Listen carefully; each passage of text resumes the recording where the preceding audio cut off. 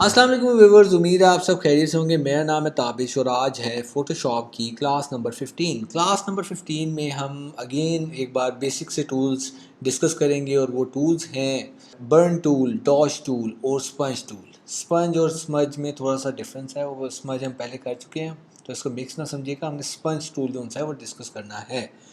तो चलते हैं फ़ोटोशॉप की तरफ। जैसे कि आप देख सकते हैं, अगेन मैंने एक मॉडल की पिक्चर ली है और मैं आपको सिखाने जा रहा हूँ ये 3 टूल्स आपने किस तरीके से यूज़ करने हैं। सबसे पहले आप देख सकते हैं अपने टूल बार में लेफ़्ट साइड पे राइट क्लिक करेंगे तो डॉज टूल, बर्न टूल की ऑप्शन आएगी और स्पंज टूल की ऑप्शन आएगी। हम सबसे पहले डिस्कस करते हैं डॉज टूल को। डॉज टूल काइंड ऑफ मैंने जो अपने करियर में देखा, ज़्यादातर लोग जो नए नए सीखते हैं वो सबसे पहले क्या करते हैं कि अगर तो उनकी कॉम्प्लेक्शन थोड़ी सी डार्क है तो वो अपनी स्किन टोन को ब्राइट करने के लिए ज़्यादा यूज़ करते हैं।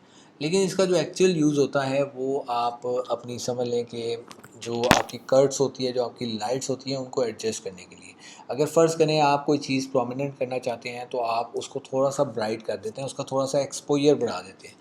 तो ये जो डॉश टूल है बेसिकली आपकी चीज़ों को या कोई भी ऑब्जेक्ट को या किसी भी एरिया को ब्राइट करने के लिए, उसका एक्सपोजर इंक्रीज़ करने के लिए यूज़ होता है।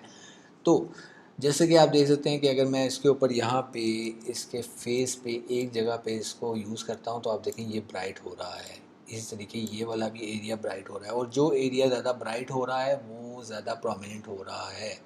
ठीक है, ये देख सकते हैं आप, ये यहाँ से बेसिकली जो होता ये है कि आपने जब किसी पिक्चर की कलर्स को मॉडिफाई करना होता है या फिर इम्प्रूव करना होता है, उसके आप समझ लें कलर टोन को इम्प्रूव करना होता है, उसके एजेस को, कट्स को इम्प्रूव करना होता है, तो आप इन 2 टूल्स का यूज़ करते हैं।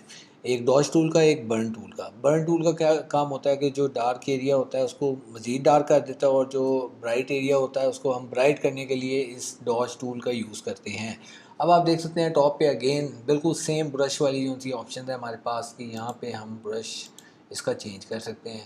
ठीक है, और इसी तरीके से यहाँ पे हमारे पास 3 ऑप्शन आ जाती है कि किस रेंज में हमने काम करना है। शेडोज़ में काम करना है, मिड टोन्स में काम करना है, हाईलाइट पे काम करना है। बाय डिफ़ॉल्ट मिड टोन्स पे ही काम होता है। इसी तरीके से हम इसकी एक्सपोजर की इंटेंसिटी को यहाँ से कंट्रोल कर सकते हैं कि अगर हम चाहते हैं कि हम इसका जो एक्सपोजर है वो ज़्यादा हो तो हम इसको ज़्यादा कर देते हैं। तो आमतौर पे 50% बाय डिफ़ॉल्ट होता है। और इस तरीके से यहाँ पे हमारे पास एक टूल है, एक ऑप्शन है एयर ब्रश टूल की। एयर ब्रश टूल अगर आप चाहते हैं कि आप कंटिन्यूसली कलर ऐड करते जाएँ तो फिर तो हम एयर ब्रश की ऑप्शन की बात करें तो आप देखें कि अगर हमने एयर ब्रश की ऑप्शन को ऑन किया हुआ है, यहाँ पे क्लिक हुआ है, तो ये ऑटोमेटिकली कलर ऐड करता जाता है। ठीक है, ये इंक्रीज़ होता जा रहा है। लेकिन अगर मैं इसको डिसेबल करता हूँ तो ये कलर जो है यहाँ पे ऐड नहीं हो रहा, मैंने प्रेस किए रखा है। मुझे अगर ऐड करना है तो मुझे बार बार प्रेस करना पड़ेगा। तो ये चीज़ थोड़ी सी इसके अंदर डिफरेंट हो जाती है। इसी तरीके से आप ब्रश का एंगल चेंज कर सकते हैं, प्रोटेक्ट टून्स कर सकते हैं। अब प्रोटेक्ट टून क्या होता है कि कई मरतबा अगर हम किसी को ब्राइट करते हैं तो उसके जो कलर्स होते हैं वो मेंटेन नहीं रहते हैं। वो देखें इसको वाइट कर रहा है, उसकी कलर टोन बिल्कुल डिफरेंट कर दी है। लेकिन अगर मैं इस ऑप्शन को क्लिक करके रखता हूँ, इसको चेक करता हूँ, तो आप देखें कि वो कलर टोन जो से हैं वो मेंटेन हो रहे हैं। तो ये चीज़ जो है इसलिए है। अब बात करते हैं डॉज टूल की। डॉज टूल बेसिकली किसी भी एरिया को डार्क करने के लिए यूज़ होता है। और फ़र्ज़ करें मैं इस हैट को थोड़ा सा डार्क करना चाहता हूँ तो ये बर्न हो रहा है। जो चीज़ बर्न होती है वो डार्क होती जाती है। इसी तरीके से मुझे अगर एक और लेयर ऐड करनी है बर्न की तो मैं इसको अगेन ऐड करूँगा और यानी क्लिक किए रखूँगा तो एक ही लेयर ऐड होगी। फिर दोबारा से अगर एक और बर्न की मैं लेयर ऐड करना चाहता हूँ इस पे तो मुझे एक मरतबा फिर से क्लिक करके इसको यहाँ पे यूज़ करना होगा।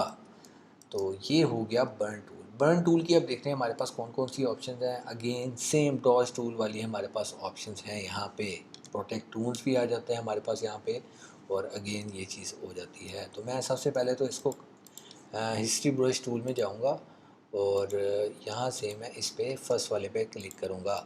अब अगेन मेरे से एक मिस्टेक हुई कि मैंने जो सा है ओरिजिनल लेयर पे काम कर दिया। ठीक है, तो ये हिस्ट्री ब्रश ने मुझे यहाँ से अपने फर्स्ट एक्शन पे जाने के लिए बहुत हेल्प की और इजी भी है काफ़ी। तो मैं एक न्यू लेयर जनरेट करता हूँ ताकि अब मैं जो काम करूँ वो आपको पता चले बाकायदा कि क्या डिफरेंस आ रहा है इस पे। तो अब हम क्या करेंगे कि जो हमारी ब्राइट एरियाज़ हैं हम उनको थोड़ा सा ब्राइट करेंगे, ठीक है। उससे क्या होगा कि इसके जो कट्स हैं, जो फेस के फीचर्स हैं, वो बहुत ज़्यादा खूबसूरत हो जाएंगे। जैसे कि यहाँ पे ब्राइट एरिया में मैं ये ब्राइट करता हूँ, ठीक है। इससे मुझे आज जो एक वीडियो याद आ गई, ब्राइट करें इसे, तो इस तरह से ब्राइट होता है। तो यहाँ से थोड़ा सा डार्क कर देते हैं और ये कट्स को थोड़ा सा डार्क करते हैं। यहाँ से इस चीज़ को थोड़ा सा डार्क करते हैं। ये बर्न हो गया यहाँ से, ठीक है। इसी तरीके से यहाँ से थोड़ा सा करते हैं, यहाँ से भी थोड़ा सा करते हैं और यहाँ से थोड़ा सा हेड को कर देते हैं, ठीक है। थोड़ा सा छोटा करके यहाँ से इसको, यहाँ से इसकी शेडोज़ को और ज़्यादा कर देते हैं। शेडोज़ इंक्रीज़ हो गए हैं, तो आप देख सकते हैं कि बिफ़ोर और आफ्टर का क्या डिफरेंस है, ठीक है। तो ये एक तरह से आप फ़िल्टर भी लगा रहे हैं, कोई भी, जिससे आप स्नैपचैट पे फ़िल्टर लगा सकते हैं। इसी तरीके से आप इसके फ़ोटोशॉप को यूज़ करते हुए मल्टीपल अपनी मर्ज़ी के मुताबिक जितने भी आप फ़िल्टर्स लगाना चाहें यहाँ पे लगा सकते हैं।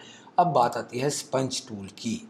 स्पंज टूल बेसिकली क्या करता है, आपके कलर्स को सैचुरेट या डीसैचुरेट करता है। आप किसी भी जगह पे, किसी भी पैच पे इसको यूज़ करेंगे तो ये वहाँ पे अगर आपने सैचुरेट सेलेक्ट किया होगा तो ये उसको सैचुरेट करेगा, कलर्स को और इन्हांस करेगा। जैसे कि हम अपने जो पहली लेयर है उस पर चले जाते हैं, एक न्यू लेयर जनरेट करते हैं और हम देखेंगे कि इसका क्या इफ़ेक्ट है। ये देखें, कलर्स को और सैचुरेट कर रहा है, देख रहे हैं। इसी तरीके से ये यहाँ पे भी कलर्स को और सैचुरेट करेगा। अगर मैं चाहता हूँ यहाँ से डी सैचुरेट करूँ तो मैं यहाँ से डी सैचुरेट भी कर सकता हूँ, ठीक है।